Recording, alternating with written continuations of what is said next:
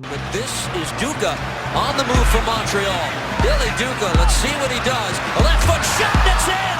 Billy Duca beat his man, and the Rutgers product makes it 1-0 Montreal. This is Off the Woodworkx with Kevin Laramie, the longest running podcast entirely dedicated to the Montreal Impact. Wide open now, Malice, plenty of room. As Pachuca have 5 players lined up across the back. An opportunity! It's Peru for Montreal! The rookie!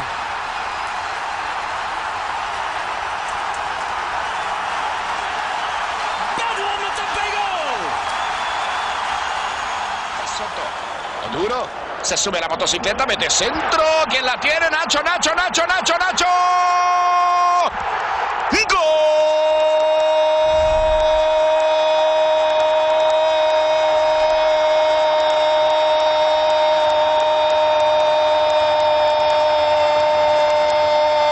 Del Montreal Impact!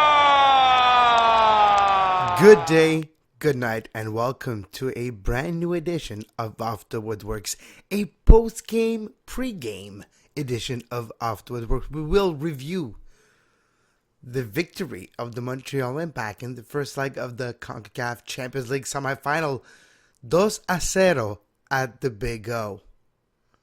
And we will preview the game this weekend, the New England Revolution versus the Montreal Impact. So let's start with the 2-0. Wow, what a night at the Big O. 33,300 and somewhat fans in the stadium to witness one of the most historical wins in the club history. Even though it was a little bit anticlimactic because Montreal scored at the beginning of the game, so at the end of the game it wasn't like surprising. Montreal was able to hold on and never really was worried that much in that game. A couple of shots, well, technically only one saved by Evan Bush, but it was a little bit more dangerous than it looked like this for a couple of moments in the game. But the defense, wow, the whole team, there's not a lot of things bad to say about how they play. Slowly, Montreal is looking like a team. The way they are improving between game to game as a team, the way they are using to correct their weakness that quickly into a season. Yes, only one game in the league, but it's been 3 in the Concacaf now. So let's start with the starting lineup. We were wondering with just the map injury and all that how the starting lineup would do. A lot of us have predicted that Dominic Oduro would start on the right side of things, and that's what happened. So let's start the defense. Donny Toya, Simon Soumaré, that was expected. Victor Cabrera, remember that name. Victor Cabrera started at the right back position in place of Asun Camara. Obviously, Evan Bush in net. Then you had Don Adel and Rio Coker, which is the preferred pair by Frank Lopa so far in 2015. And you had Piatti, obviously. Oduro, as we said. And you had Dilla Duca. Dilla Duca picked up a knock in the first half. Did not come out for the second half. It was Tissot that came in the second half for Dilla Duca. But in the first half, at the beginning of the game, Montreal's, he's actually taking the ball, getting possession of the ball, able to attack with Oduro's speed, now moving him on the right side, and as a midfielder, he's got more space in front of him, theoretically, because he's in a different position on the pitch. But practically what it does, it gives him more speed, more space to achieve his top speed. And he's one of the fastest guys in North America, like we said on the show many times before. So watching him get open, be able to get that split second in front of his defender, able to cross the ball in, and then comes Cameron Porter with a Mario Lemieux type of dummy pass. Remember Lemieux, the pass that he let go for Carrier? in 2002? Well, that was hockey, by the way. Well, that move by Cameron Porter, that little dummy that let it go to Piatti, and then a classic hook from the right, shot from the left, a shot that you could not even try to stop. The goalkeeper, Pemberton, tried, but there was nothing he could have done. A hardest shot you could do, top corner, I think it grazed the post going in. Nothing you could have done to stop that shot. Montreal takes the lead 9 minutes in. I'm not even kidding. I'm pinching myself right now, but Montreal takes the lead 9 minutes in. Montreal still dominating. Piatti gets the ball after a nice Cameron Porter play. I tell you, that kid has got a little something. I was a little bit holding off on the expectation because of his first year, the amount of play that he did in the first 2 games. It was minimal, even though his impact was maximal. Right now, in this game, he was one of the most consistent player on that pitch for the whole 90 minutes.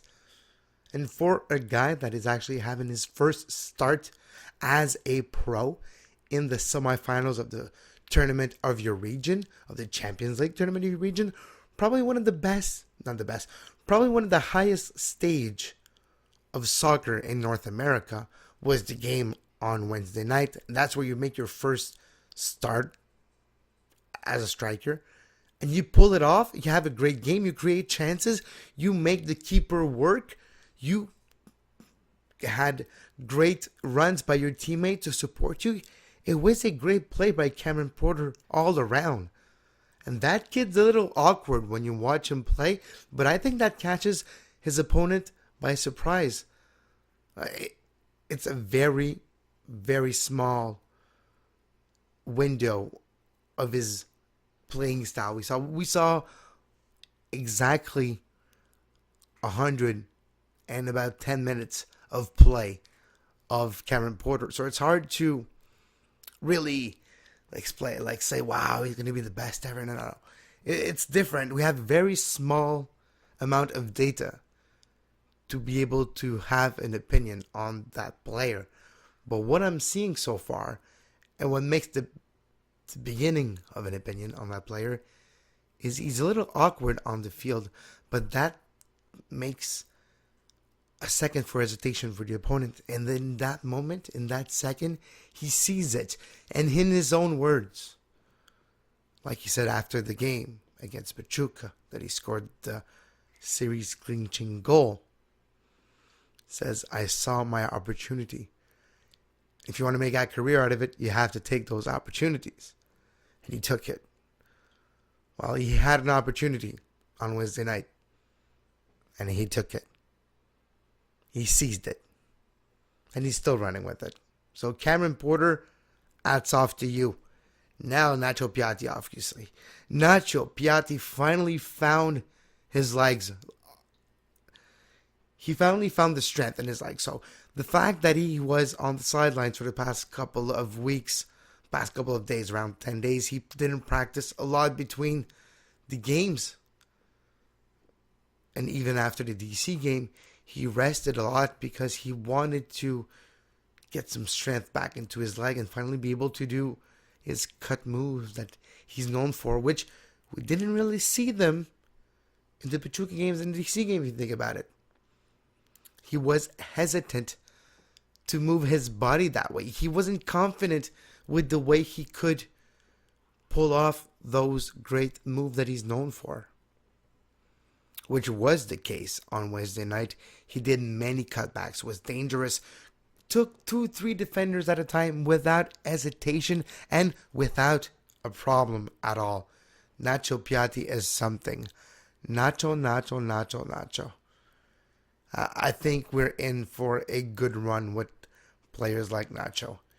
And if there's a chemistry that builds between him and Cameron Porter Mania, who's still running wild on you, well, who knows? Maybe Cameron Porter's the solution up top, and Adjuro needs to be there, and Jack Mack needs to be where he's right now. Jack Mack, let's not even talk about Jack Mack. It's not even worth it right now because he's didn't play. Marco Donadel, for the 62 minutes that he played, he was solid, having a second, third, and fourth effort almost on every single duel he had against the players of Alajuelense. In the midfield tonight, a lot of the midfielders really won their duel and were able to dictate the pace and control of that game. One of the numbers that are showing this right now is the possession of Montreal was 49.3% compared to 50.7% for Alajuelense. Yeah, if you know math, that's what it would be. But 50-50, basically.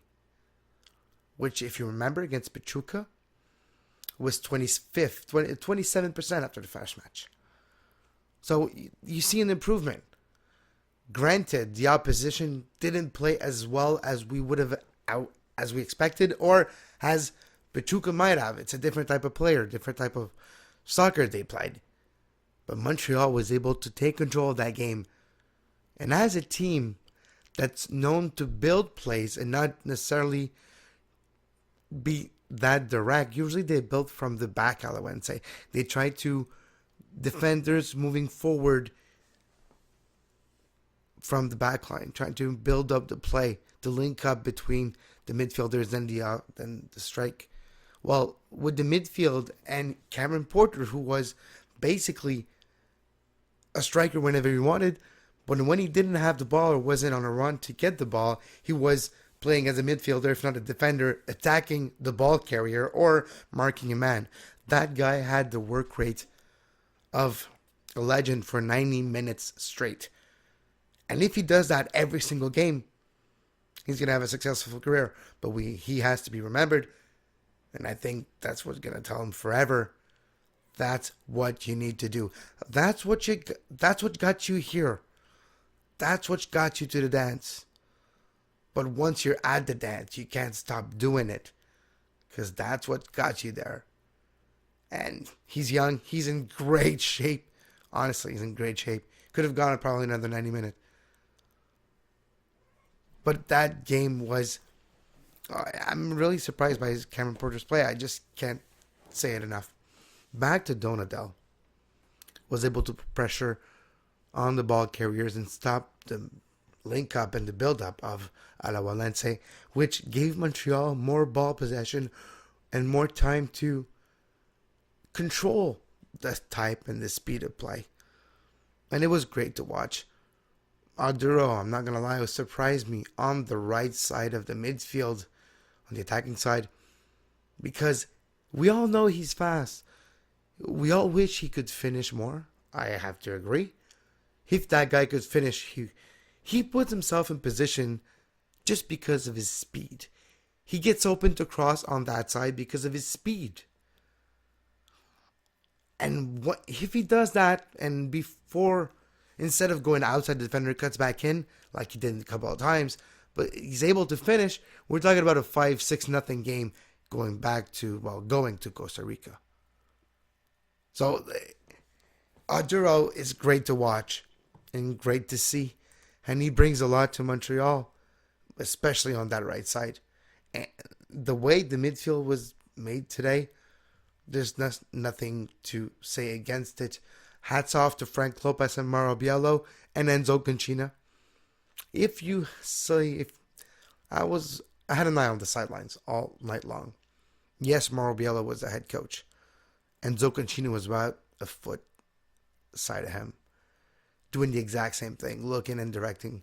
And I think the influence of Enzo Concina on that team, on players like Marco Donadel, and he's able to be the language gap barrier between all the other players to it. That relationship and that chemistry between Biello, Concina, Klopas, and the big stars and players of the midfield could be really interesting. And I think that's the building block of this team. Even though a lot of those players are new, well, when you come new in a locker room or in a team that had a difficult season, well, you come in with a clean slate. And when you take that leadership position that's not vacant, but that's there to be taken, well, that clean slate it spreads to the rest of the team. And it's like that team forgot its past of last year. And it's very fine and dandy for all of us if everybody could forget about last year. except for the fact that we're in that tournament and we made it this far. And we're 90 minutes away. If the status quo, if it stays the same, we're 90 minutes away from the Concacaf Champions League final, which we would have home field advantage if America makes it out. If it's Herediano, I'm not sure. But I think we would still have it. So I think we would have home field advantage in an hypothetical final of the Concacaf Champions League. So it means we would play the second game either Stade Olympique or Stade Saputo. So that's a great news. Quickly, Tuesday night, if you missed it, the other semifinal of the Concacaf Champions League is Club America, which plays in Mexico City, versus City Herediano, which is a Costa Rican team too. Remember there was 2 out of 4 teams left in the semifinals that were Costa Rican. The other one is Alajuelense. So Herediano 3, Club America nothing. Yeah, you heard right.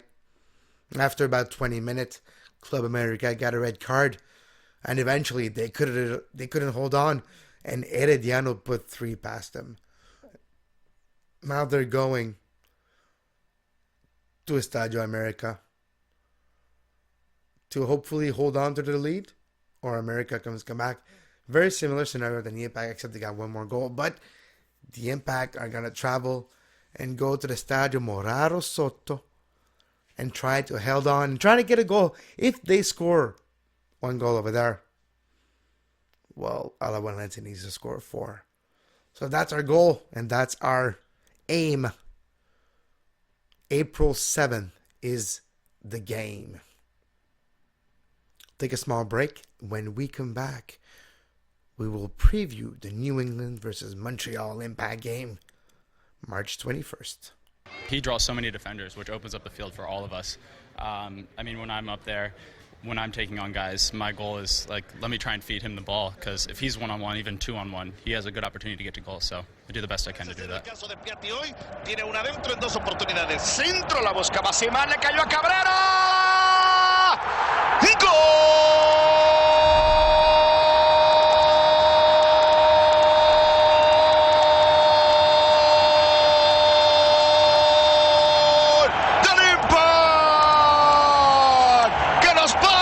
Salieron con todo. El tiro de esquina, llegó un rebote, luego otro y le quedó ahí para empujarla al fondo. Al 13 es el argentino Víctor Cabrera. 2-0. The Montreal Impact won again. We remind you, 90 minutes to go. We're going down to Alajuela, trying to get a result. Who knows? Their next game for the Montreal Impact is March 21st versus the New England Revolution, which they are winless in 2015. They are goalless in 2015. The Major League Soccer Cup finalists last year, they lost to the LA Galaxy in the final, in the last match of Landon Donovan's career. Well, New England Revolution have a very bad debut of season this year. They got destroyed 3-0 in Seattle's home opener.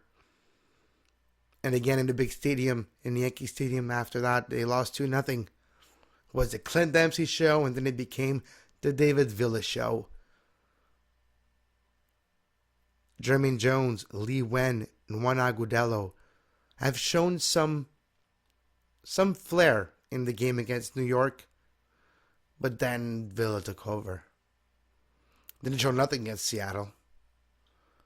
So I'm worried for the game against the Impact because they're going to be starving. They're going to be like a starved lion. They're going to come out and just trying to impress their fan at their home opener. So what do I expect to happen? Well, a very different squad that played tonight is going to play the game for sure. If you were surprised by the fact that Camara didn't start, well, it's probably going to be because he's going to start. So expect Tissot and Camara and a different type of starting 11 for the game for Montreal. I expect Jack McInerney to start. I think Jack Mack, people are saying, oh, Kevin Porter's on top of him right now. Jack Mack is the MLS striker. I think he's going to be slot in that spot for now. And Cameron Porter got the start tonight because it's a Wednesday game. Granted, he fared greatly, as we said, in the segment prior to this one. So in the review, Porter did a great job in this game. But the fact that he got the start is probably because McInerney is going to start the next game. And they wanted to make sure that he was 100% fit and on form and on point and had no excuse and had no fatigue whatsoever in him for that game. I think that's the case. So that's going to be interesting. If Jack Mack can score, he needs to. Pressure's on him. But again, Jermaine Jones, Lee Wen, and Juan Agudelo are the players that are to look for. The players that are to be wary of in the next game of the Impact. What else am I expecting for the Impact? Not a lot. I'm not expecting a whole lot of changes. Again, I'm expecting Soumaré Simon in the middle. I'm not expecting a lot of movement lately. I'm not expecting Lefebvre or a lot of players to get a lot of time because USL is about to start too, and I'm expecting some of them to get time there. So that explains some of the reason for the lineup decision that he makes. And granted, Cabrera was really a great decision to get. He scored a goal. Hey, can't ask for more. So against New England, again, my prediction for the starting 11 goes like this. Bush, yeah. Toya, Soumaré Simon, Camara, Rio Coker Bernier,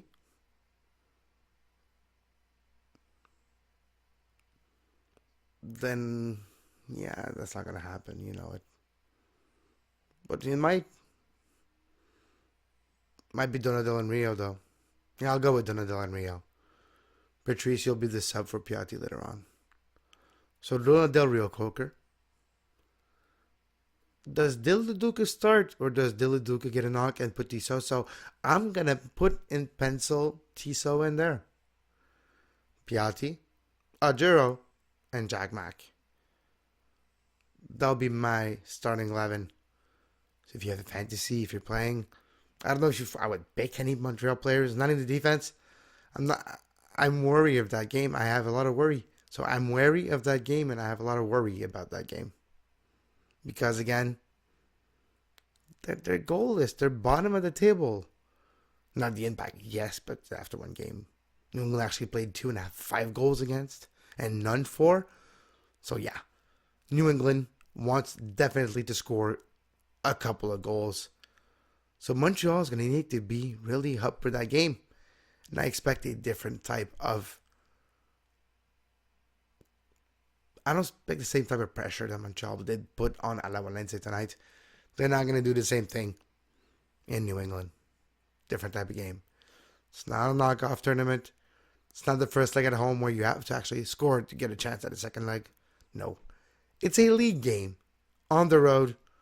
In the cold. In Foxborough. In Boston. So, yeah. So, my prediction, you got to say. Well, I did predict 2-0 Montreal win on the 2 Soccer podcast earlier this week. So, I'm 1 for 1 this week. We'll try to keep it that way with I think Montreal is going to score a goal. I think Montreal is going to start the game by scoring a goal. But then New England's going to I think it's going to finish 2-1 New England. That is my prediction for the Montreal Impact versus New England. March 21st at Foxborough. Gillette Stadium. Hey, if you make it there, why not?